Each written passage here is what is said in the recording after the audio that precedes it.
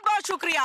और ऐसे में जैसा हम जानते हैं कि उत्तर प्रदेश में चुनाव होना है, वक्त अभी बाकी है, लेकिन तमाम सियासी पार्टियां जो है लगातार तैयारियों में जुटी हुई हैं। और ऐसे में एक तरफ विकास का एजेंडा चलता है, उस पर मुद्दे गरमाते हैं, उस पर बातचीत होती है, सरकार को घेरने की तरफ जो है विपक्ष अपनी तरफ से बात कहते हैं, लेकिन जातीय समीकरण को भी भूला नहीं जा सकता है। और यही सबसे बड़ी वजह है कि अभी के वक्त में आप देख सकते हैं सपा प्रमुख अखिलेश यादव किस तरह से पीडीए का राग जाप रहे हैं। अब हम ऐसा इसलिए कह रहे हैं क्योंकि लोकसभा चुनाव में उनको इसका बहुत फायदा दिखाई दिया, 37 सीटें वो लेकर के आ गए। और ऐसा कहा जा रहा है कि स्वर्गीय मुलायम सिंह यादव से भी बढ़ करके उन्होंने उत्तर प्रदेश के अंदर में अपनी पार्टी को एक जबरदस्त जगह जो है वो दिलाई। अब ऐसे में सवाल ये उठ रहा है, क्या विधानसभा के चुनाव में भी पीडीए का फॉर्मूला चलेगा?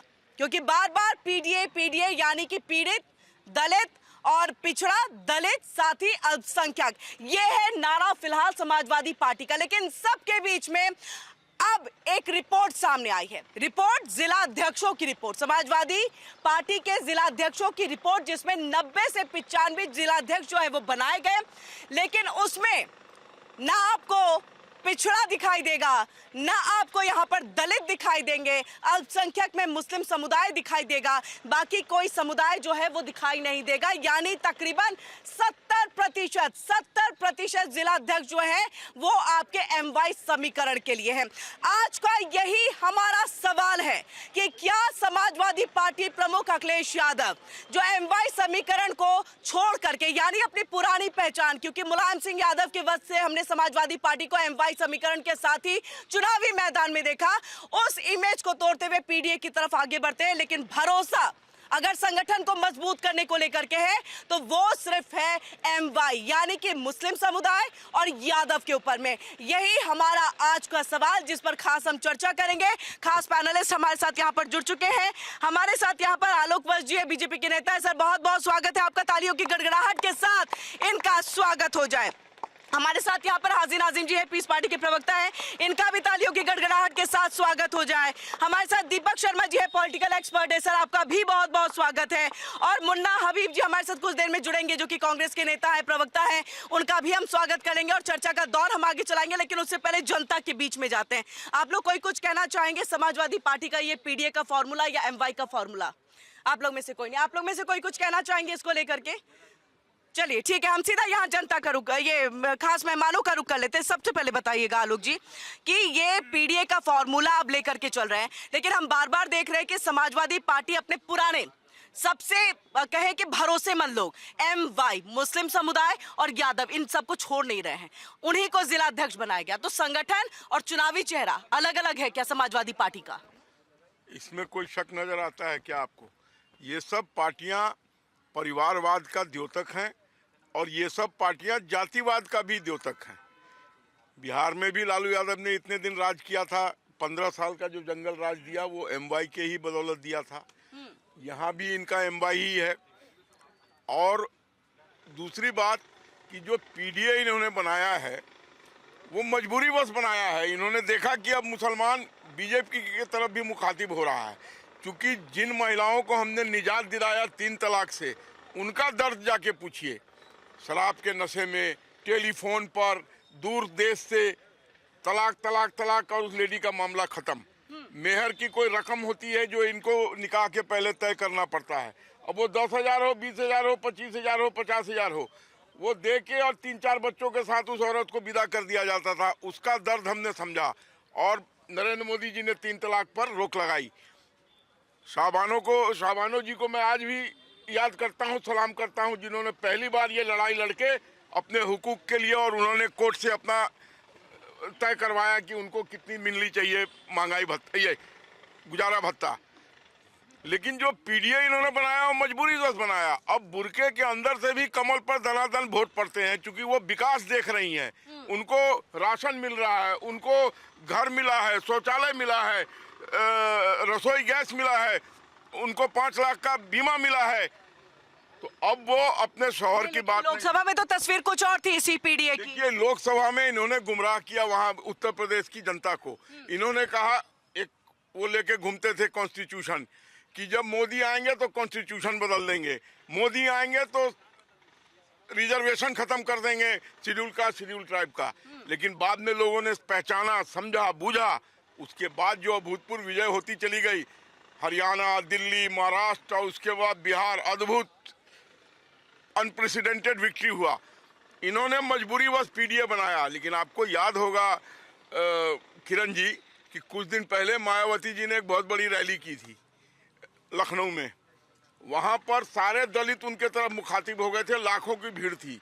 तो इनका पीडीए में से डी तो निकल गया, अब ये पीए बन के रह गए हैं, जो आगामी चुनाव में जनता तय कर देगी कि इनको योगी जी का पीए बन के ही रहना पड़ेगा। उससे आगे इसके लिए हम हाजिर नाजिम जी आपके पास आएंगे, क्योंकि मुस्लिम समुदाय और उनका वोट बहुत महत्वपूर्ण है और बहुत पुराना वोट बैंक है, एक तरह से कहे कोर वोट बैंक है समाजवादी पार्टी का। इसको लेकर के क्या आप सोचते हैं? लेकिन उससे पहले दीपक जी बताइएगा, क्योंकि हम लगातार देख रहे हैं आपने लोकसभा में बहुत बेहतर किया, लेकिन यही पीडीए को लेकर के जब मायावती 2012 में उतरी थी तो उनको वो बेनिफिट नहीं हुआ, जबकि समाजवादी पार्टी एमवाई के साथ, एमवाई से उनको बेनिफिट हुआ था। तो क्या इस विधानसभा में भी पीडीए के साथ जाना चाहेंगे अखिलेश यादव, या एमवाई के साथ जाना चाहेंगे? देखिए, पीडीए क्या है? पीडीए एक इवेंट मैनेजमेंट है जिसकी फुल फॉर्म है परिवार दल आयोजन। ये समाजवादी पार्टी नहीं है, परिवारवादी पार्टी। ये परिवार दल का एक आयोजन है पीडीए। अच्छा, पीडीए का अलग फॉर्मूला आपने तय कर दिया। हाँ, ये परिवार दल आयोजन है जिसके माध्यम से परिवार का हित कैसे सध जाए, सारा परिवार राजनीति में अपना यथावत स्थिति में कैसे रहे, सब सांसद रहें, विधायक रहें, राष्ट्रीय अध्यक्ष रहें, राष्ट्रीय महासचिव रहें, विधान परिषद में रहें, सब चेयरमैन रहें, इसकी व्यवस्था कैसे? ये परिवार दल का एक आयोजन है पीडीए। पीडीए के माध्यम से जनता में पीडीए छोड़ा जाए और उसके बाद जो है वोट को शक किया जाए और उसके बाद वोट लेकर के और उसके बाद काम खत्म हो जाए। आप देखिए कि एक नेता को रिझाने के लिए समाजवादी पार्टी जो है क्या क्या नहीं करती थी। कुछ लोगों को रिझाने के लिए पिछली सरकारों में काम हुआ है। आपको पता है यादव कितना पीड़ित रहा है? पश्चिमी उत्तर प्रदेश के कई ऐसे थानों में ऐसे मुकदमे हैं जहां यादव वर्सेस जब भी मुसलमान कोई केस हुआ तो उसमें यादव बहुत पीड़ित रहा। जहीं भारतीय जनता पार्टी जो है उसका मतलब समाजवादी पार्टी के सरकार के वक्त में भी यादवों की हालत खराब रही। सरकार के वक्त में यादवों की हालत खराब रही है। मैं ये ठोक के कह सकता हूँ, ये आप उठा करके देख लीजिए थानों के रिकॉर्ड्स। और मैं आपको बताना चाहता हूँ, वहीं दूसरी तरफ भारतीय जनता पार्टी है जो सबका विकास, सबका विश्वास और सबका साथ चाहती है। ऐसी बात वो करती है तो वो भी एक मैसेज फ्लोट करती है। तो सबका विश्वास जीतने का काम भी किया है। अब बड़ा करंट की बात मैं आपको बताता हूँ। एक मिनट सर, आ रही हूँ। माइक जब लेके आते हैं तब तो आप लोग कुछ कहते नहीं है। हाँ ठीक है, तो जब आपके पास माइक आएगा तो आप कहिएगा। माइक आता है तो आप लोग कुछ कहते नहीं है और पीछे से फिर आप लोग कमेंट्स करते हैं। ये चीजें सही नहीं है ना। डेकोरम मेंटेन करिए। मैं आऊंगी आपके पास। आप देखिए, करंट का विषय देखिए। आज मेरे मोबाइल में एक वीडियो आया है। वीडियो मुस्लिम महिलाओं का है जो विदेश से अभी जिनको रेस्क्यू किया गया है और वहाँ विदेश की धरती पर उनको 5 स्टार होटल उपलब्ध कराया गया, रहने के लिए उनको सुरक्षा मुहैया कराई गई और उनको रेस्क्यू करके भारत लाया गया। वो वीडियो में धन्यवाद अदा कर रही हैं मोदी जी का। तो ये भारतीय जनता पार्टी की कुशलता है या उनकी दक्षता है कि सरकार चला रहे हैं और अंतर्राष्ट्रीय पटल पर भी भारत का महत्व दिखाई देने लगा है। चलिए ठीक है, आपके पास आती हूँ हाजिर नाजिम जी, क्योंकि पब्लिक के बीच में से सबका साथ सबका विकास को लेकर के कुछ एक नाराजगी है। हाँ। सर ने अभी बताया कि ये समाजवादी पार्टी ऐसी सरकार है जो सबका साथ सबका विकास देखती है। तो मेरा क्वेश्चन सिर्फ उसमें समाजवादी पार्टी नहीं, बीजेपी, सबका साथ सबका विकास। नहीं, बीजेपी से पहले मैं उनके पहले क्वेश्चन का जवाब देना चाहूँगा, बाद में बीजेपी पे आता हूँ। उनके क्वेश्चन का जवाब ये है कि दरोगा जितने भी देखो पुराने समाजवादी पार्टी सरकार के, स्पेशली मैं टारगेट करके नहीं बोलूँगा ना, दौड़ लेता है कहे हाँ कहे चलो भर्ती हो जा, दरोगा बन गया तो वो कहाँ से क्या था? और सारे यादव ही हैं। सच में सिंह लिख रखा नाम के आगे सिंह लिख रखा। उनका ये जो कहना था कि मुस्लिम और अगर यादव के बीच में कोई हाँ, ये गलत आप यहाँ पर जो है वो समझ गए। हाँ क्या ये कोई बात नहीं। इन्होंने जो सबका साथ सबका विकास बोला था वो भारतीय जनता पार्टी के लिए बोला था। आपने उसको गलती से समाजवादी पार्टी के लिए समझे। समाजवादी पार्टी में अखिलेश यादव है। नहीं, यहाँ पे तो कोई नहीं है। हाँ, ठीक, आएंगे मुन्ना हबीब जी आएंगे, कांग्रेस के हैं लेकिन समाजवादी पार्टी के साथ है ना। मेरा वैसे टारगेट समाजवादी पार्टी ही था। हाँ, ठीक है, अनफॉर्चुनेटली आप अगर हो गए ठीक है। दूसरा मुद्दा ये आता है दिल्ली का। कल उत्तम नगर का परसों का केस है 2 मार्च का। एक बुर्का परस जो भी महिला थी उसके ऊपर गुब्बारा फेंकने की वजह से एक 26 वर्षीय व्यक्ति की हत्या कर दी गई, वो भी पीट पीट कर बेरहमी से। ये कैसा धर्म है, ये कैसा शासन है? इस पे मुद्दा। इसका जवाब हाजी नाजिम जी। एक तो एक सवाल जो जनता के बीच से आपने सुनी लिया है, दूसरी ये बात क्योंकि कहीं ना कहीं जिला अध्यक्ष तो मुस्लिम बन जाते हैं, यादव बन जाएंगे, एमवाई का समीकरण चलता है, लेकिन वहीं पर जब टिकट देने की बात आती है तो मुस्लिमों का पीछे करने लग गए हैं अखिलेश यादव। तो क्या ये अब मुस्लिमों का core vote bank Samajwadi party के साथ रहेगा? हाँ किरण जी, देखिए वोट जो है सभी की विरासत है, सभी का अधिकार है। और मैं तो देखिए अपने भारतीयों से ये कहना चाहूंगा कि अपनी वोट का इस्तेमाल जरूर करें, जब भी चुनाव हो अपनी वोट का इस्तेमाल करें, क्योंकि आप लोग पीछे हट जाते हैं। वोट करते टाइम आप लंबी लंबी लाइनों को देखकर आप रुक जाते हैं, जिसका फायदा दूसरे लोग उठा लेते हैं। कौन? हाँ सुन लीजिए, पता चलता है कि जब तक वो वहां पहुंचते हैं तो उनकी वोट कोई और डाल जाता है। ऐसा बहुत जगह हुआ। लेकिन मैं ये कहना चाहता हूं कि भाई यहाँ पर जब बात आती है कि देखिए यहाँ पर जिला अध्यक्ष मुस्लिम है, और फिर अभी आलोक बज्जी ने एक बात और कही, इन्होंने कहा कि बिहार के अंदर बुरखे वाली ने ठपाठप वोट दिए। तो अब मैं उम्मीद ये करूं कि ये बिहार के अंदर डिप्टी मुस्लिम महिला को बनाने जा रहे हैं। जब इन्हें वोट मुस्लिम महिला ने दिया तो इनकी सोच भी बिल्कुल होगी, ये डिप्टी मुस्लिम महिला बनाएंगे अब बिहार के अंदर नए समीकरण के अंदर। और हाँ, और रही बात ये इसकी, जो अभी मेरे भाई अभी कह रहे थे कि विदेश से एक मुस्लिम महिलाएं आई थी, ये झूठ बोलते हैं, वो हमारे अपने भारतीय नागरिक थे जो मोदी जी ने बुलाए। सिर्फ इनकी सोच में सिर्फ और सिर्फ मुस्लिम है, और हाजी नाजिम खान और पीस पार्टी की सोच में सिर्फ और सिर्फ भारतीय हैं। हम लोग भारत की बात करते हैं, भारतीय की बात करते हैं, ये लोग सिर्फ और सिर्फ हिंदू और मुस्लिम की बात करते हैं। अगर मैं इनसे ये पूछूं, बता दीजिए कैबिनेट के अंदर कितने मुस्लिम मंत्री हैं, बता दीजिए भाई। आपके 72 मंत्रियों में कौन सा भी मुस्लिम नाम है, आप बता दीजिए। लेकिन उनका तो ठीक है, समझ में आती है चीजें, बीजेपी की तो रणनीति, स्ट्रैटेजी, सारी चीजें। समाजवादी की स्ट्रैटेजी में कहां से बदलाव हो गया है? और नहीं ये बता दीजिए भाई राय, हाँ ठीक है, बात सुनिए। हाँ कैमरे पे बोलिए, अलग अलग बोल के कोई फायदा नहीं है। कैमरे पे नहीं, कैमरे पे भाई, कैमरे पे बोलना है, ठीक है। अच्छा कैमरे पे बोलना है, ऐसे नहीं बोलना है। अच्छा कैमरे पे बोलना है, ऐसे नहीं बोलना, ऐसे बोल के क्या फायदा है? कैमरे पे नहीं, कैमरे पे बोलिए भाई। आइए लीजिए, मुन्ना हबीब जी भी आ गए हैं कांग्रेस के, हमारे साथ प्रवक्ता जुड़ चुके हैं। तालियों की गड़गड़ाहट के साथ इनका भी स्वागत हो जाए। आपके पास आएंगे, लेकिन आपने उनके सवाल का जवाब नहीं दिया जो जनता के बीच से सवाल क्या था उनका सवाल। जैसे ही बैलून एक मुस्लिम महिला के ऊपर में फेंका गया, उसके बाद उसके भाई को जो है बहुत मारा गया, जिस बच्चे ने फेंका था, और मर गया। हाँ देखिए, मैंने पहले कहा कि हम हिंसा के खिलाफ हैं, लेकिन मेरा भाई ये शायद रोशन आरा को भूल गए। लेकिन मैं ये कहना चाहता हूं कि कब तक हिंदू मुस्लिम की बात करेंगे आप लोग? अरे आज देश को जरूरत है आप लोगों को, देश को आगे बढ़ाने की, लेकिन आप लोग सिर्फ और सिर्फ भाजपा की जो एक ट्रेजेडी है उसमें फंस जाते हैं। हिंदू मुस्लिम में नहीं फंसना आप लोगों को, ये देश को आगे बढ़ाने के लिए। अभी तो सवाल का जवाब सवाल के तहत थोड़ी ना चीजें मिलती हैं। नहीं तो मैंने भी तो कहा, मैंने भी तो रोशन आरा का भाई, मैं कंडेम करिए कि गलत हुआ। अगर मैं आप ही के चीजों को इनके पास रख दूंगी, ये कंडेम करेंगे उस चीज को। किरण जी, मैंने कहा कि वो घटना बहुत गलत है, निंदनीय है घटना, ऐसी घटना नहीं होनी चाहिए। लेकिन रोशन आरा के साथ जो हुआ उस घटना पे भी मेरे भाई लोग, ठीक है, उस पे भी आप दीजिएगा। और इन्होंने कहा जो भी कुछ हो रहा है या जनता जो ऐसे सवाल पूछ रही है वो बीजेपी के वजह से है, उन्होंने माइंड वॉश कर दिया। देखिए हाजिम नाजिम भाई शायद भूल रहे हैं कि भारत की ताकत आज हिंदुस्तान नहीं विदेशों में भी है। याद करिए, जब आपके मुसलमान भाईजान हिंदुस्तानी झंडा लगा के और यूक्रेन से आ रहे थे, पाकिस्तान जा रहे थे, भारतीय जनता देखते ही किसी ने रोका नहीं। आज यह है नरेंद्र मोदी की शान। आज ईरान में भी भारतीयों के लिए सारे चीज खोल दिए गए हैं। ये नरेंद्र मोदी का जलवा है। आज अगर डोनाल्ड ट्रंप को घुटने पे कोई ले आया तो उसका नाम है नरेंद्र मोदी। मैंने कोई झूठ नहीं बोला है, हमने उनसे कोई कॉम्प्रोमाइज नहीं। और रही बात ये एक मिनट की परमिशन रूस से हम अमेरिका, एक मिनट डोनाल्ड ट्रंप कौन लगता है? अरे एक मिनट, हम भारतीय हैं, अपने भारत में फख्र करते हैं। एक मिनट, आप पहले मेरी बात सुन लीजिए।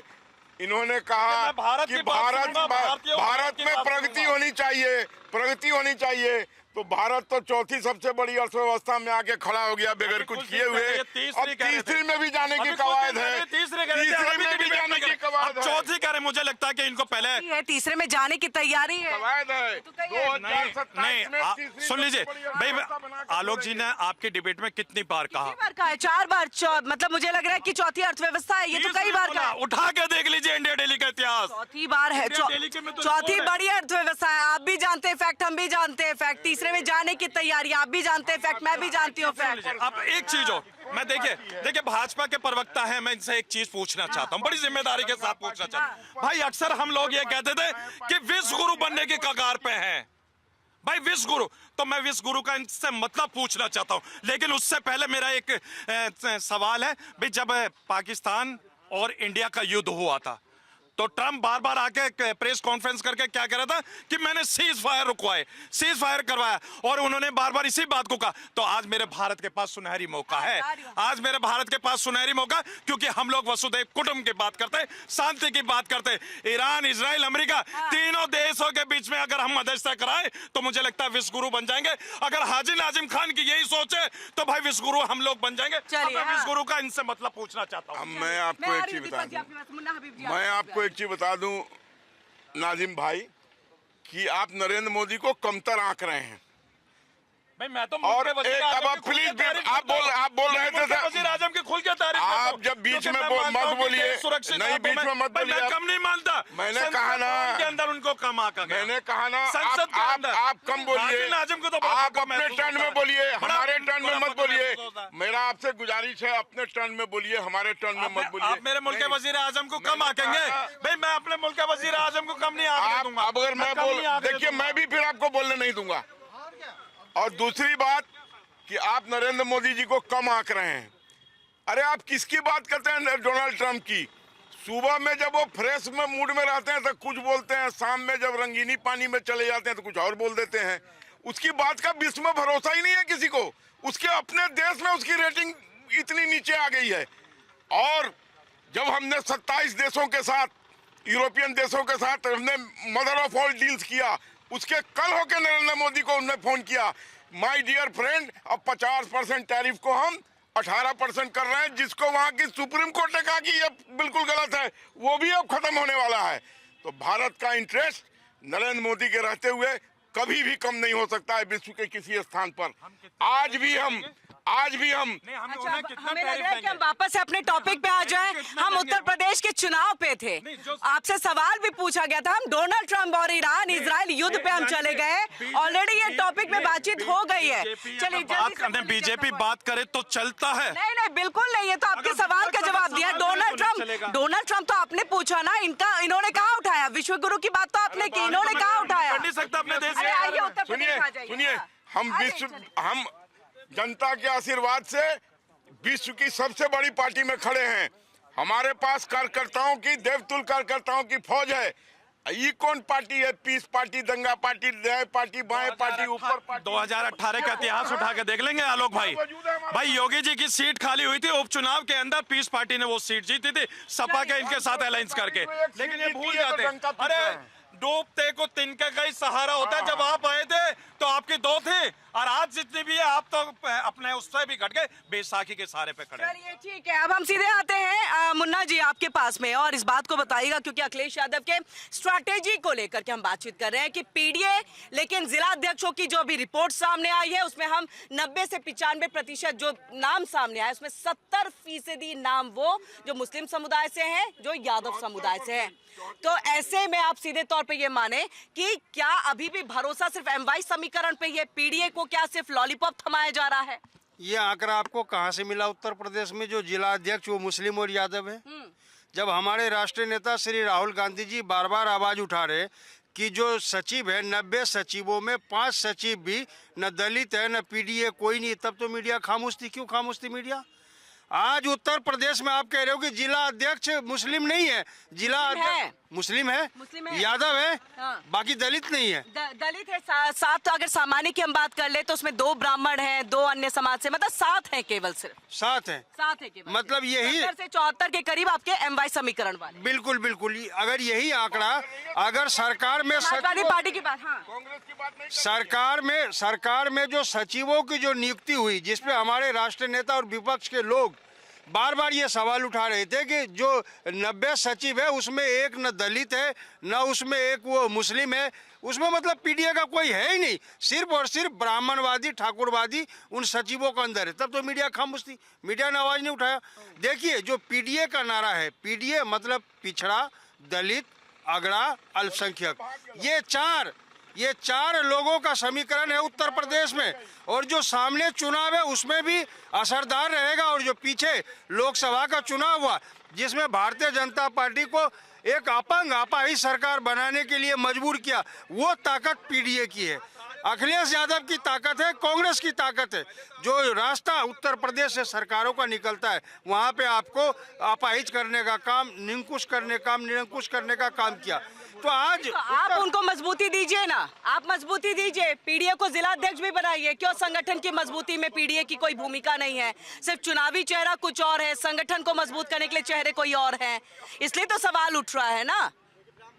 देखिए जिला अध्यक्ष कभी भी जातिवाद के समीकरण से नहीं बनता। जिला अध्यक्ष वो उस व्यक्ति को बनाया जाता है जो सर्व समाज को सम्मान दे, सर्व समाज का भला करने की कोशिश करे, सर्व सम्मान। उम्मीदवार कैंडिडेट को उतारा जाता है वो सर्व समाज का भला करने के लिए नहीं उतरते हैं। मैं कह रहा हूँ, आप ही कह रहे हैं ना। मैं कह रहा हूँ हमारे विधानसभा में 43% मुस्लिम है, लेकिन वहाँ पे बीजेपी का कैंडिडेट जीता, क्योंकि उनका व्यक्तित्व बहुत बढ़िया था। सवाल ये नहीं है कि आप किस जाति, किस धर्म, किस विशेष समुदाय की बात कर रहे हो। सवाल उत्तर प्रदेश में जो 2017 में योगी आदित्यनाथ देश के प्रधानमंत्री, देश के गृह मंत्री के द्वारा जो नारा दिया गया था कि जो सबसे मेन मुद्दा है वो युवाओं की बेरोजगारी है और जो पलायन है, जो उत्तर प्रदेश के शिक्षित युवा जो पलायन कर रहे, जो गुजरात जा रहे, मुंबई जा रहे, आसाम जा रहे, बंगाल जा रहे, उनको रोकने की बात हुई थी। आप बताइए, आपका सर्वे क्या कह रहा है? आज तक उन बेरोजगार युवाओं को रोका नहीं गया। आज भी वो मजबूर होकर के किसी न किसी सवाल का जवाब नहीं दे करके एक और सवाल पूछे। चलिए आपके सवाल का जवाब मैम दीपक जी से ले लेते हैं। बोल रहे हैं कि जब प्रधानमंत्री आए थे उत्तर प्रदेश में और बाकी जो चुनावी दौर चला था उस वक्त में तमाम वादे किए गए थे कि हम पलायन को रोकेंगे, रोजगार देंगे। तो देखिए घूम फिर करके वो जो विकास का एजेंडा है उस पर चले आए। पलायन कहाँ, विदेश के लिए पलायन हुआ क्या? अरे सार आर्टिकल 19 इंडियन कॉन्स्टिट्यूशन, भारतीय संविधान का अनुच्छेद 19 कहता है कि कोई भारतीय भारत के किसी भी कोने में जाकर के रोजगार कर सकता है। ये उसकी स्वेच्छा पे निर्भर करता है, किसी ने रोका थोड़ा ही है। पलायन क्या होता है? ये तो मैं कहता हूँ कि एक एडवांस वर्जन हो जाना है उस चीज़ का और आगे बढ़ जाना है, शहरों की तरफ बढ़ना, शहरों का बढ़ना, गांव का और विकास होना। लेकिन ये बात तो होनी चाहिए ना कि आप जिस स्टेट के हैं उसी स्टेट में अगर आपको नौकरी मिल जाए तो इससे बेहतर क्या होगा? आप अपने घर में रह के कमा रहे हैं, अपने परिवार के साथ हैं। उसके लिए स्किल डेवलपमेंट जैसे प्रोग्राम चलाए गए, वोकल फॉर लोकल जैसे बात की गई। लोकल के लिए वोकल होने की मतलब अपना जो हमारा स्थानीय प्रोडक्ट है, हमारा जो स्थानीय प्रोडक्ट है उसकी गुणवत्ता कैसे बढ़े, अंतर्राष्ट्रीय स्तर पर उसकी मार्केटिंग कैसे हो, ब्रांडिंग कैसे हो, उस पर जोर दिया प्रधानमंत्री मोदी जी ने और उस पर काम भी हुआ है। मेक इन इंडिया उसमें एक उदाहरण है, उस पर बात क्यों नहीं करते? इंडिया के जरिए और स्किल मैनेजमेंट के जरिए रोकने की तो कोशिश हो रही है। आप क्या कह रहे हैं? हाँ किरण जी, देखिए अभी ये भाई कह रहे थे कि पलायन कोई बात नहीं है, ये पलायन को मुद्दा नहीं मानते। फिर क्यों उठाते हैं कि पलायन हो रहा है यहाँ पे? कभी आप मुजफ्फरनगर का नाम ले देते हैं, कभी अरे सुन तो, पलायन किसी और वजह से होता है ना। और इन्होंने जिस पलायन की बात की, अरे सुन तो, मुस्लिम के कारण, वो जो हिंदू मुस्लिम के कारण पलायन होता है उसको पलायन कहते हैं। मैं रोजगार, अरे ये फर्जी बात है, ये फर्जी बातें कर रहे हैं। आप जाइए मुजफ्फरनगर, आप जाइए मेरठ, आप जाइए ना मेरठ वगैरह। हाँ सुन लीजिए, ये सुन लीजिए, ये फर्जी बात है। अभी आगरा के अंदर देखिए, अगर पलायन मेरे भाई करते हैं किसी भी राज्य में, देखिए भाई इन्होंने आर्टिकल 19 की भी बात करी, बिल्कुल सही है। हर भारतीय किसी भी राज्य में जाके अपना व्यापार कर सकता है, लेकिन आखिर क्या वजह रहती है कि एक माहौल क्रिएट कर दिया जाता है, चाहे वो किसी भी कम्युनिटी से हो। हकीकत नहीं है, ये फर्जी बातें ये लोग करते मतलब हैं, संभल से, शामली से बातें लोग करते हैं। ये भारत है, भारत के अंदर सुन लीजिए, ये भारत है, भारत के अंदर कोई भी जाकर कहीं पे भी अपना कारोबार कर सकता है। मैं हाँ सुन लीजिए, जो मैं चीज अभी कहना चाह रहा था इन्होंने कह दिया हिंदू मुस्लिम वाली बात होगी। एक देश में जब पहली बार कोई मुस्लिम गृह मंत्री बना, वो सबसे बड़ा उदाहरण वाला पलायन का, जब कश्मीरी पंडित भाग करके दिल्ली आए, उनको शरण लेनी पड़ी। शायद मुझे लगता है कि इनको अटल बिहारी वाजपेयी जी याद आ जाने चाहिए। अरे भाई किसकी सरकार थी उस टाइम पे, और आज मौजूदा सरकार है। मैं तो आपके चैनल के माध्यम से अपील करता हूं, जो मेरे कश्मीरी भाई वहां से पलायन कर गए थे, आज उनको वापसी उसी जगह पहुंचा दिया। देखिए नाजिम भाई, आप भूल रहे हैं कि पलायन कश्मीरी पंडितों का कांग्रेस रेजिम से शुरू हो गया था, और उसके बाद हमने उसको रोकने की कवायद की और बहुतों की वापसी भी करवाई। और दूसरी बात, जो पलायन की बात आप करते हैं, तो ये सही कहा इन्होंने कि आर्टिकल 19 हमें ये आज़ादी देता है कि हम देश के किसी भी कोने में जाएं। यहाँ जितने लोग खड़े हैं, मैं समझता हूँ शायद 1-2 आदमी होंगे जो नोएडा के मूल निवासी होंगे, सब कहीं और से आने वाले हैं। घटना भूल जाते हैं। तो उसको कौन रोक रहा है? हम भी बाहर से आए हैं, ये भी बाहर से आए हैं, वो भी बाहर से आए हैं, ये भी बाहर से आए हैं, कोई हम यहाँ के मूल निवासी नहीं है। तो जिसको जहाँ रोजगार की व्यवस्था मिलेगी, जिसको जहाँ नौकरी मिलेगी, वो जाने के लिए स्वतंत्र है। आप कौन होता? हाँ, जहाँ आप लोग जमीन खरीद लेते हैं, मतलब 100 रुपये का जमीन 500 में खरीद लेते हैं, जो विदेश से फाइनेंस होकर पैसा आता है, वहां पर हिंदुओं को भगाने की जो कवायद करते हैं, उसको हम पलायन कहते हैं और हम उसको रोकते हैं। चलिए इसका हाँ, इन्होंने भी आज़ादी की बात की, तो मैं पूछना चाहता हूँ कि आज गुलामी के दौर में देश को दोबारा धकेलने का काम किसने किया? श्री नरेंद्र मोदी जी ने किया। आज आपको पेट्रोल लेने के लिए इजाजत लेनी पड़ती है अमेरिका से। क्या है अमेरिका? नहीं, क्या है अमेरिका? क्या है अमेरिका? आज गुलामी के दौर में धकेल रहे हो देश को। कांग्रेस क्या पार्लियामेंट हाउस से तेल निकाल रही थी? कांग्रेस कहाँ से तेल निकालती थी बताइए आप? अरब की खाड़ी से लेके आते थे। अरे कांग्रेस की बात करोगे तो कांग्रेस की तरह जिगरा रखना पड़ेगा। ये कायरों की बात नहीं है। कांग्रेस की बात करने के लिए जिगरा रखना पड़ेगा। ये कायरों का काम नहीं है, कायरों का काम नहीं है। कांग्रेस ने दिखाया, अमेरिका को धमकाया, 7वां बेड़ा भेजने की धमकी थी, बोला तुम 7वां नहीं 70वां भेजो। आज तुम एक फोन कॉल से डर रहे हो, फुफा लग रहा तुम्हारा। चलिए इसका जवाब हाँ, आप और इसके बाद कांग्रेस जो है सेफ्टी वाल्व से शुरू हुई। कांग्रेस 1884 में सेफ्टी वाल्व से शुरू हुई। अब वो सेफ्टी वाल्व की जो है रबड़ घिस चुकी है, वो सेफ्टी वाल्व की रबड़ घिस चुकी है, रबड़ कट चुकी है, रबड़ खत्म हो चुकी है, कुकर खराब हो गया। अब कुकर खराब हो गया। ठीक है हाँ। मैं कह रहा हूँ 7वां और 70वां की बात हुई थी, तो भाई जवाब क्यों नहीं दे रहे आप? 1894 की बात कर रहे हैं। अरे भाई जो बात आपसे कहिए उस बात को कहिए। ये है ना, ये जो व्हाट्सएप यूनिवर्सिटी वाला ज्ञान लेकर भारत को बड़ा नुकसान पहुंचा रहे हैं। ठीक है, अलग इनका इतिहास रहा है अंग्रेजों की गुलामी की, अब दोबारा से उसी दौर में ये जा रहे हैं। ये अंग्रेजों की गुलामी करने जा रहे हैं।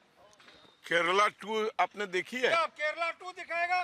अभी तो उत्तर प्रदेश से ट्रम्प पहुंच गए, बार बार आप तेल पहुंच रहे हैं, जवाब तो हम भी दे सकते हैं। केरला 2 देखी है? पहुंचिए, जवाब पहुंच रहा है, ऊपर मंच है। सुनिए, हमारे लिए गाय माता है? नहीं, बिल्कुल नहीं।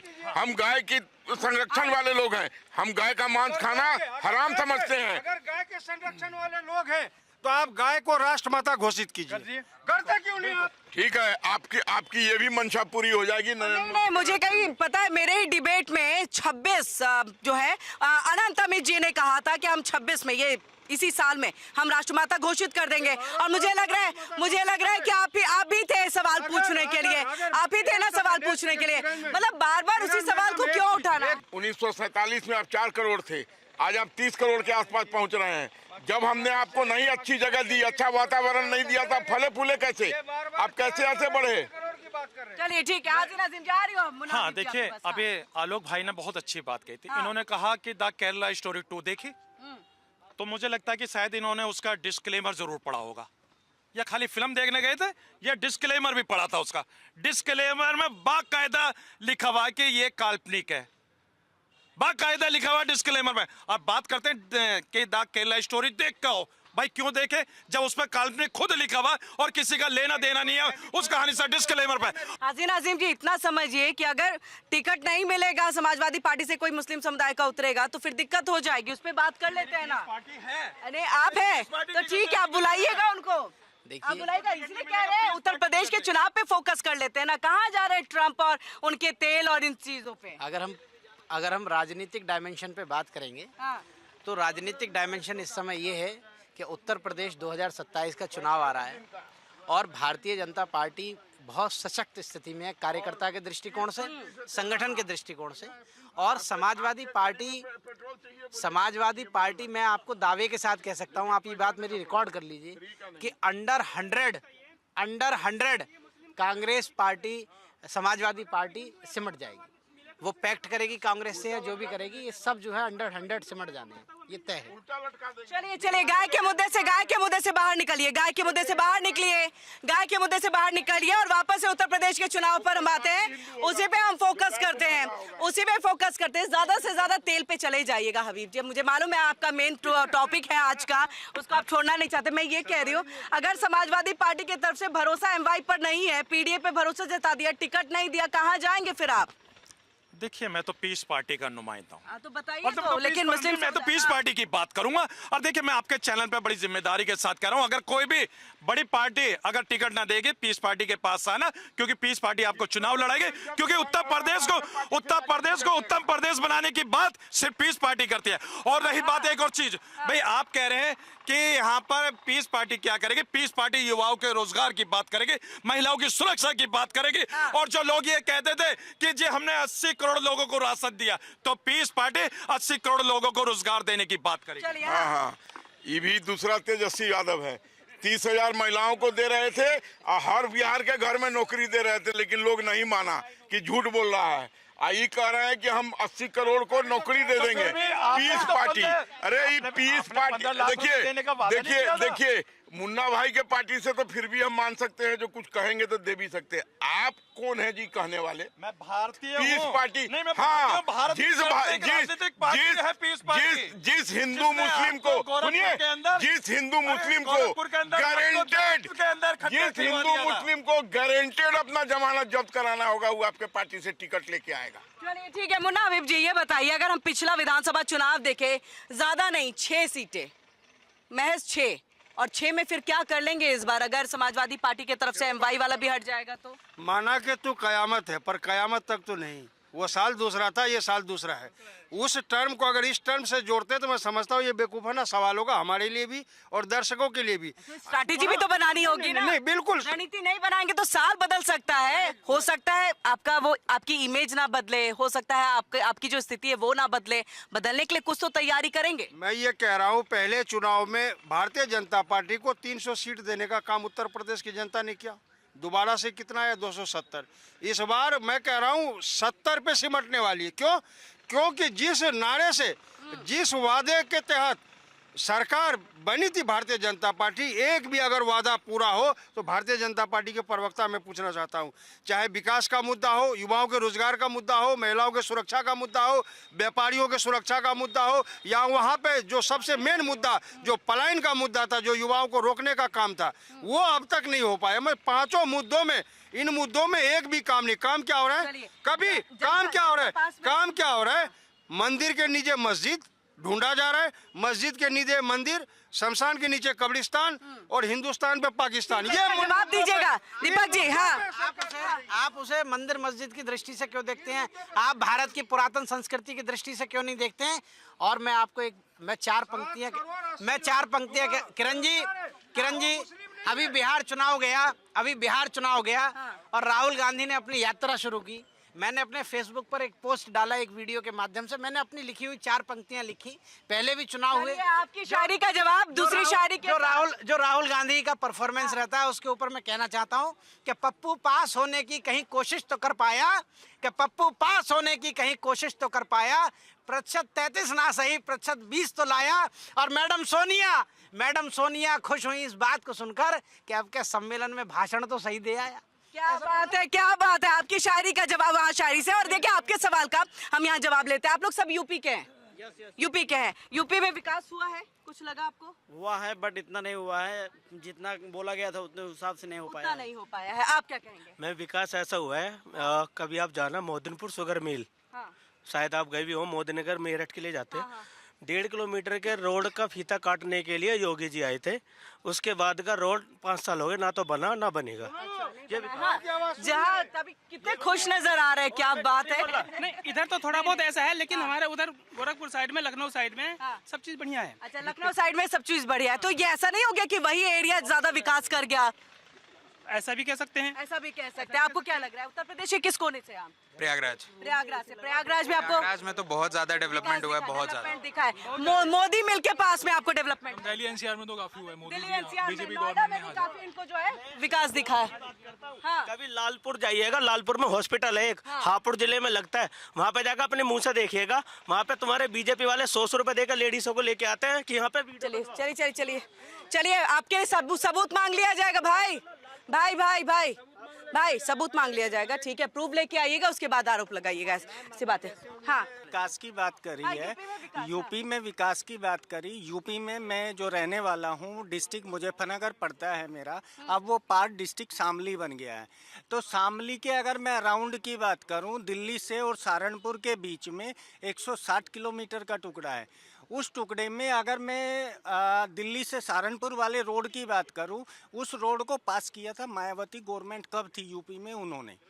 उसके बाद सपा की गवर्नमेंट आई, उस रोड के दोनों साइड के पेड़ भी काट के खा गई, कहीं भी उस पे एक ईंट नहीं लगी और 2-2, 3-3 फुट के गहरे गड्ढे हो गए। अच्छा, मतलब विकास नहीं हुआ? नहीं, विकास फिलहाल हुआ है, विकास फिलहाल हुआ है। कब नहीं हुआ था? ये बात मैं बता रहा हूँ सपा गवर्नमेंट की और बसपा गवर्नमेंट की। अच्छा, सपा गवर्नमेंट के टाइम में विकास नहीं हुआ था, अब विकास हुआ है जो एरिया ये में। बता रहे हैं। और बसपा गवर्नमेंट में वो वाली रोड मायावती जी ने पास करी थी, उसके बाद सपा गवर्नमेंट आई, सपा गवर्नमेंट ने कुछ भी काम नहीं किया। अभी आप यूपी में जाके देखना, शामली की अगर मैं पर्टिकुलर बात करूं, वो पूरा हाईवे बन गया, वहाँ से अपना देहरादून वाला हाईवे बन गया, करनाल मेरठ वाला हाईवे बन गया। इसको बोलते हैं विकास। बोलते हैं विकास। आप मोहल्ले में आग लगेगी तो सब उसकी जद में आएंगे, मोहल्ले में आग लगेगी तो सब उसकी जद में आएंगे। वहाँ सिर्फ मेरा मकान थोड़ी है। किरण जी, हाँ। अभी देखिए यहाँ पर किस तरीके से धमकी दी जा रही है। धमकी दी जा रही है? ये कौन धमकी, दिया भाई? ये धमकी तो है। अरे भाई, आप कह रहे कि लगेगी आग जद में तो आएंगे कई घर। यहाँ हमारा मकान कोई है, ये राहत इंदौरी साहब का जो तकिया कलाम इन्होंने पढ़ा, तो इसका मतलब क्या है? इसका मतलब यह है कि ये खुली चुनौती दे रहे और ये कह रहे कि देखिए मुन्ना भाई, अगर बीच में बोले तो इनका बुलडोजर है। ये देखिए बुलडोजर वाली बात इन्होंने। हाँ, देखिए सुप्रीम कोर्ट ने भी कहा, सुप्रीम कोर्ट ने भी कहा बुलडोजर के बारे में, तो उन्होंने तो अच्छा ही सराहा है। नहीं, सुप्रीम कोर्ट ने ये कहा कि जिस मर्जी पे जाके जिस मर्जी पे तो नहीं कहा, कोर्ट ऐसा कह भी नहीं सकती, कह भी नहीं सकती। मत कहिए उल्टी सीधी बातें। नहीं, मैंने कहा, नहीं, मैंने जो सवाल करा, सुप्रीम कोर्ट ने तो कहा जो अनलीगल है उस पे आप कीजिए, लेकिन लीगल पे तो नहीं कहा। बिल्कुल इलीगल। लेकिन मैं तो सुप्रीम कोर्ट का सम्मान करता हूँ, सुप्रीम कोर्ट की बात करता हूँ। और देखिए, मैं तो भारतीय हूँ, भारत का रहने वाला हूँ, और ये लोग जो जिस तरीके का तर्क देना चाहते हैं, देश के अंदर ये नहीं चलेगा। आपके अच्छा, ई भारत के रहने वाले हैं ना, ई भारत के रहने वाले तो हम लोग इनको पाकिस्तानी नजर आ रहे हैं। क्या बात कर रहे हैं आप? मैं भारत का रहने वाला हूँ। जो भी इस धरती, कौन चल रहा है, जो भी इस धरती, भारत के अंदर इजराइल का झंडा, भारत में खोमैनी का झंडा लेके कौन चल रहा है? हम भारत में पैलेस्टीनियन का झंडा लेके कौन चल रहा है? करते हैं अपने आप को नहीं, भारतीय होने का। और यहाँ भारत के अंदर पूजा पाठ हो रही है नेतन्याहू के लिए। क्यों हो रही है भाई? अरे पूजा पाठ करनी है तो मुल्क के वजीर आजम मानेंगे। थामने के लिए क्यों प्रदर्शन? और गाजा के लिए देखिए, थामने के लिए क्यों प्रदर्शन हो रहा है? जम्मू कश्मीर जो है 2 दिनों तक बंद रहा, क्यों? हाँ, देखिए, भारत का संविधान सबको प्रोटेस्ट करने का। वाह वाह, मतलब ये पूजा करे तो सवाल उठाओ आप, और यही आप प्रदर्शन करो, अपने देश की संपत्ति को नुकसान पहुंचाओ, उसमें आपको नाराजगी है, मतलब तब सबको प्रोटेस्ट करने का अधिकार है। देखिए, एक मिनट, नहीं, दो तरफे बात नहीं है। हमारे मित्र, हमारे दोस्त जवाब नहीं दे पाए। हमारे भारत का नारा है वसुधैव कुटुंबकम, पूरा विश्व हमारा परिवार है और संबंधी है। इसलिए अगर बम ईरान पे गिरे या इजराइल पे, दर्द यहाँ होता है। हम पक्षपात की बात नहीं करते, पक्षपात की बात ये करते हैं। बेलगाम पे आतंकी हमला हुआ, वहाँ भी हमें आंख में आंसू आए। कौन निकला सड़कों पर? सर, पहलगाम के लिए कौन निकला सड़कों पर? सभी जितने लोग सड़कों पर लोग, राजस्थान में सड़कों पर लोग, लखनऊ में सड़कों पर लोग, हर घर से खामने की तस्वीर निकल रही है। हाँ आ रही हूँ आपके पास। उसके बाद महबूबा मुफ्ती खामनेई की तस्वीर लेकर के निकलती हैं। लाल चौक 2-2 दिन तक बंद रहता है। पहलगाम के लिए हुआ, किसी ने किया पहलगाम के लिए? किसी भी स्थिति में वर्तमान सरकार को यदि कटघरे में खड़ा करना हो तो ये कोई भी फैक्ट और कोई भी इंटरप्रिटेशन प्रस्तुत करेंगे इस पटल पे। मैं पूछना चाहता हूं, जब महाराष्ट्र में एक पुलिस अधिकारी मौलानाओं के साथ मिलकर के हथियारबंदी करता है मस्जिदों के अंदर, मदरसों के अंदर, उस पर क्यों नहीं प्रश्न करते हैं? बताइए नाजिम अली जी, मैं भारत का वासी हूँ, बताइए। बच्चे को मार दिया जाता, 13 साल के बच्चे को, क्या उत्तर प्रदेश के अंदर यही चलेगा? कन्हैया लाल किसका, बीजेपी अल्पसंख्यक का आदमी था? जानकारी रख के बोला करो, तथ्य रख के बोला करो। जिस कन्हैया लाल की हत्या हुई और हत्या करने वाले जो लोग थे वो अल्पसंख्यक विभाग के सदस्य थे भारतीय जनता पार्टी के। आप गूगल सर्च कीजिए, भ्रम मत फैलाइए या झूठ मत फैलाइए, इन्हीं के लोगों ने। बिल्कुल गलत है। हालांकि इसका जवाब आलोक वत्स जी को देना चाहिए, भारतीय जनता पार्टी के प्रवक्ता हैं वो उस समय। नहीं, लेकिन मैं आपको बता दूं ये बिल्कुल बेखुदगी की बात है। और यही कांग्रेस है, इनकी टॉप लीडरशिप भी फैक्ट से हटके बात करती है। इनकी टॉप लीडरशिप भी संसद भवन में बैठ के असंसदीय हरकत करती है, कभी आंख मारने का काम करती है, कभी प्रधानमंत्री से गले चिपकने का काम करती है। बहुत अनपार्लियामेंट्री लैंग्वेज का प्रयोग, अनपार्लियामेंट्री टॉक्स, अनपार्लियामेंट्री बिहेवियर आपकी टॉप लीडरशिप को पार्लियामेंट के अंदर करती है, और वही काम ये भी यहाँ करने का काम कर रहे हैं। सुनिए, अफजल गुरु को, झांगुर बाबा को वकील क्यों मुहैया कराए थे? किसने कराया था? क्यों कराया था? क्या भजन करता था वो? वहां पर मस्जिद में भजन करता था वो? अरे अब दूसरा झांगुर पैदा लेने के बाद 3 बार सोचेगा। योगी का बुलडोजर तैयार है। सबसे खतरनाक आतंकी जो अलकायदा का सदस्य था अबीजुर रहमान, उसका वकील कौन था पूछिए? और ये हम पे ताना कस रहे हमारा वकील है। अरे हमने कभी भी आतंकवादियों से समझौता नहीं किया। गलबैया करके कंधार छोड़ने का काम कौन किया? 1 मिनट, हाँ, कभी भी इन्होंने समझौता नहीं किया। मनमोहन सिंह ने किसको चाय पे मैं जनता से पूछा, मनमोहन सिंह ने किसको चाय पर आमंत्रित किया था? और उसके बाद लंच भी कराने के लिए किसने बोला था? वो क्या था? वो कोई बहुत बड़ा पादरी था, बहुत बड़ा संत था, बहुत बड़ा मौलाना था कि वो घोर आतंकवादी था जिसको प्रधानमंत्री ने अपने घर पर बुला के चाय और पानी और नाश्ता कराया और उसको इज्जत बख्शी? बात कर रहे हैं तो हम नहीं करते हैं उनका दोस्ती। चलिए इसका जवाब आप दीजिए।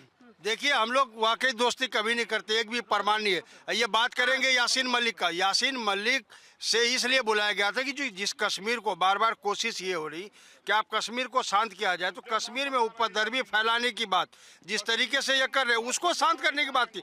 किसी से बात करना समझौता नहीं है। हमने वक्त रहते उन आतंकवादियों का भी गला रहता है, लेकिन ये बताए ना इनके आतंकवादी डीसीपी देवेंद्र कहाँ गए? आतंकवादी डीसीपी, अरे ये क्या सवाल के जवाब देंगे? ये तो आज तक सतपाल मलिक के जवाब नहीं दे पाए। वो बेचारे स्वर्गवास हो गया, उनका जवाब नहीं दे पाए। मैं इनसे एक ही चीज पूछना चाहता हूँ, उस मस्जिद का नाम बता दें जहां हम हिंदुओं ने पत्थर फेंका हो, और मुझसे पूछ लें किस किस मंदिर पर कितने पत्थर फेंके गए हैं इनके द्वारा। कितनी कावड़ यात्राओं पे पत्थर फेंके गए हैं, कितनी कावड़ यात्राओं पे मांस के टुकड़े। अभी आप कह रहे हैं कितने आतंकवादियों के गले रहते जी? आपने मुझे बताइए। कितने आतंकवादियों के गले रहते हैं? अरे इतिहास गवाह है, 71 में हमने सारे आतंकवादियों को समाप्त किया। उसके बाद पाकिस्तान के 4 टुकड़े किए। अरे तो युद्ध था। अरे आप सुन लीजिए अरे आप सुन लीजिए, ये बुजदिल लोग हैं, ये कायर लोग हैं। ये आज तक सतपाल मलिक का जवाब नहीं दे पाए। वो सवाल पूछते पूछते स्वर्ग चले गए, लेकिन भारतीय जनता पार्टी ने आज तक उनके सवालों का जवाब नहीं दिया। वो 400 किलो RDX कहाँ से आया? वो डीसीपी देवेंद्र आतंकवादी कहाँ गया? वो जो 40 जवान मारे गए उसकी वेरिफिकेशन आज तक नहीं हुई। वो लोग आए और कहाँ चले गए? आसमान खा गया, जमीन निकल गई। वो आतंकवादी गए कहाँ? वो कुछ इनको पता नहीं है। इनसे जब भी सवाल पूछिए दोबारा सवाल ला देंगे। अरे 1954 में कांग्रेस ने क्या किया था? अरे आप सवाल के जवाब दो। 2026 में आप सवाल के जवाब दो। सतपाल, एक बात सुन लीजिए, एक बहुत बड़े कवि ने कहा है, जब नाज मनुष्य पे छाता है पहले विवेक मर जाता है।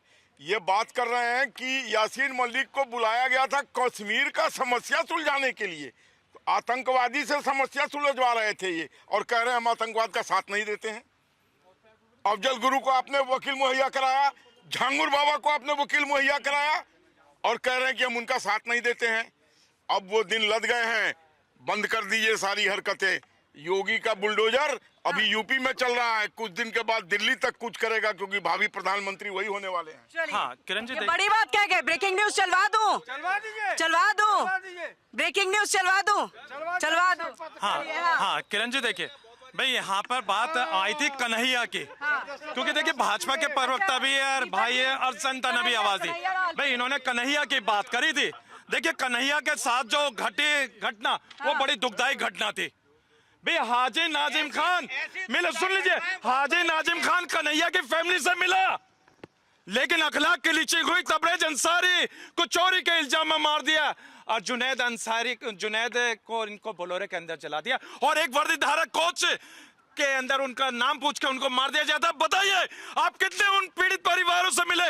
हाजी नाजिम खान कन्हैया की फैमिली से मिला और कहा कि आपको घबराने की जरूरत नहीं है, कि हम लोग आपके साथ खड़े हुए, आपके जब तक आपको इंसाफ नहीं मिलेगा आपकी आवाज उठाते रहेंगे। और देखिए मैं सुन लीजिए, अब देखिए मैं अपने कैमरामैन से कहना चाहूंगा उनकी फैमिली को दिखाएं कि नाजिम खान के साथ उसकी फैमिली है, और मैंने देखिए उनकी फैमिली का माता जी का अपने कंधे पर हाथ रखवाया और कहा माता जी आपको घबराने की जरूरत नहीं है, आपके साथ भारत का मुसलमान है। लेकिन जिन लोगों ने इस घटना को अंजाम दिया वो देशद्रोही थे, उनके वो हैवान थे, उनके खिलाफ सख्त से सख्त एक्शन होना चाहिए। लेकिन आपको इंसाफ मिलना चाहिए, और उसके साथ साथ मेरे अखलाक परिवार को इंसाफ मिले। इमोशन फूट रहा है आपका। रुक जाइए। नहीं अब ये मुझे नहीं हाजी नाजिम खान ने तो अपना उन्होंने कन्हैया परिवार से मिला, लेकिन ये मुस्लिम पीड़ित परिवार से मिला। अच्छा, उन्होंने कन्हैया लाल का नाम लिया, कन्हैया लाल का नाम लिया, इतने में आप इतना ये हो गए। मैं बोल रही हूँ आपने ये क्यों कहा कि भारतीय मुस्लिम आपसे मिलने आया है? आपने ये क्यों नहीं कहा कि एक भारतीय आपसे मिलने आया है? हाँ देखिए मैं इसलिए कहा क्योंकि इन्होंने कन्हैया का जो एंगल, नहीं इन्होंने नहीं, आप तो परिवार के साथ भाई इन्होंने कन्हैया का जो एंगल, आप जहाँ पर पॉलिटिक्स यानी राजनीति हो वहाँ पर भारतीय मुस्लिम कहेंगे, यानी कि भाई मैं अपने आप को भारतीय मुस्लिम कहता हूँ, बड़ा फक्र महसूस करता हूँ। भारतीय कह देते हैं ना, एक हिंदू के घर जाके भारतीय कह देते, यानी कि मेरा आर्टिकल 25 आप मेरे से छीनना चाहते हैं। बिल्कुल नहीं छीन रहे, कहने में क्या अर्थ है? कहने में जो मेरी अब भारतीय हिंदू और मुसलमान हो गए, आप अब हिंदू मुसलमान हो गए, अब आप भारतीय मुसलमान। मैं भारतीय हूँ, मैं भारतीय हूँ, मैं भारतीय हूँ, पर आप भारतीय मुसलमान हैं, पर आप स्वयं को भारतीय मुसलमान कहते हैं। हाजी नाजिम जी फंस गए यहाँ पर, आप फंस गए। जो बार बार आप भारतीय भारतीय कहते हैं, लेकिन उसके बाद जहाँ जाते हैं राजनीति की आवश्यकता पड़ती तो भारतीय मुस्लिम कहते हैं। ये हकीकत है आज के वक्त में। हाँ, ये भी एक बात और फक्र से कहिए, मैं आपके चैनल के माध्यम से एक बात कहना चाहता हूँ, ये भी फक्र से कहिए कि हाँ मैं भारतीय मुस्लिम हूँ, और हाँ मैं भारतीय कन्वर्टेड मुस्लिम हूँ। ये भी फक्र से कहिए। आप लोग हो सकते हैं, आप लोग ये लोग हो सकते हैं, हम तो बाबा आदम अलैहिस्सलाम के वंशज हैं। ये भी भाई कन्वर्ट तो ये भी हो सकते हैं। मैं कैसे कौन कैसे कन्वर्ट हो सकते हैं? हम कन्वर्ट नहीं हुए, हम कन्वर्ट नहीं हुए, हम लड़े, हम बदले नहीं। आप नहीं लड़े, आप बदल गए। आप नहीं लड़े, आप 10 सेकंड और दे दीजिए मुझे। नहीं 10 सेकंड। मुझे लगता है कि ये अपने पूर्वजों को गाली दे रहे हैं। भाई वो अगर कन्वर्टेड हुए तो आप ही के तो पूर्वज है, क्यों नहीं रोका आपने अपने पूर्वजों को? भाई आपने पूर्वजों को आप ये भी गौरव से कहिए कि कन्वर्टेड है। मेरी बात सुन लो।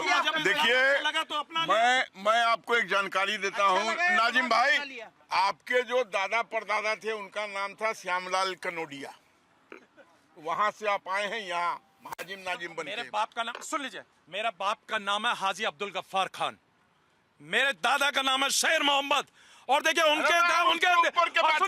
उनका वालिद का नाम अकबर, और उनके वालिद का नाम सत्तार, ऐसे बहुत सारे नाम है। लेकिन मैं आपको अपनी पूरी फहरिस्त दिखा सकता हूँ, आपको बता सकता हूँ। जो लोग यहाँ कन्वर्ट के नाम पर एक खेल खेल रहे, कहीं ना कहीं मुसलमानों को बदनाम करने की ये भी एक साजिश है। चलिए ठीक है, आप लोग कुछ कहना चाहेंगे? आप मुनाविब जी लास्ट, फिर मैं वाइंड अप करूँ। नहीं, मैं तो यही कहूँगा कि मुद्दा विकास से चला था, वो गाय और गोबर पे जाके फंसा दिए बीजेपी ने, दोबारा से अपनी चाल चलने में। हिंदू मुस्लिम पे भी तो आया, आप ही लोग ने उठाया। मैं यही तो कह रहा हूँ, चौतरफा ट्रम्प भी पहुंच गए, तेल भी पहुंचा दिया आपने। मैं तो यही कह रहा हूँ ना कि मुद्दों पर जब भी बात होती है कहीं ना कहीं शमशान की बात करेंगे, ये वो कब्रिस्तान की बात करेंगे, बाद में हिंदुस्तान की बात करेंगे, वह पाकिस्तान की बात करेंगे। वो राजनीतिक विश्लेषक कह के तो आते हैं, उन्होंने भी अब तक शब्द शब्द शब्द शब्द शब्द शब्द नहीं, इसके लिए नहीं, शब्द कहलाते हैं। बिल्कुल कोई मुद्दे पे ये न बात कर पाए, न रोजगार पे बात कर पाए, न किसी बात पे बात कर। चलिए हाँ, बहुत अनपार्लियामेंट्री शब्द है ये, जहाँ स्पेक्ट्रम घोटाले हुए। शब्दों का ध्यान रखा जाए, मर्यादा में रहकर के बातचीत हो, बहस हो, ये सबसे अच्छी बात होती है। बहुत बहुत शुक्रिया आप चारों का ये हमारे साथ यहाँ पर जुड़ने के लिए और तमाम मुद्दे पे बातचीत करने के लिए। लेकिन मुद्दा आज भी वही का वही है कि क्या पीडीए पे भरोसा अखिलेश यादव को नहीं है, एमवाई पे ही वापस से जा रहे हैं, क्योंकि जिला अध्यक्ष जो है वो मुस्लिम समुदाय के और यादव समुदाय के सबसे ज्यादा है। पीडीए का वर्चस्व वहां न के बराबर दिखता है, लेकिन चुनावी चेहरा कोई अगर होगा समाजवादी पार्टी का तो वो पीडीए। रुकेंगे छोटे से ब्रेक के लिए। इंडिया डेली पर खबरों का सिलसिला लगातार जारी है। देखिए इंडिया डेली 24/7 अब आपकी स्मार्ट टीवी पर। इंडिया डेली मौजूद है सभी डिजिटल प्लेटफॉर्म पर लाइव और लगातार। इंडिया डेली 24/7 हर दिन राष्ट्र को समर्पित।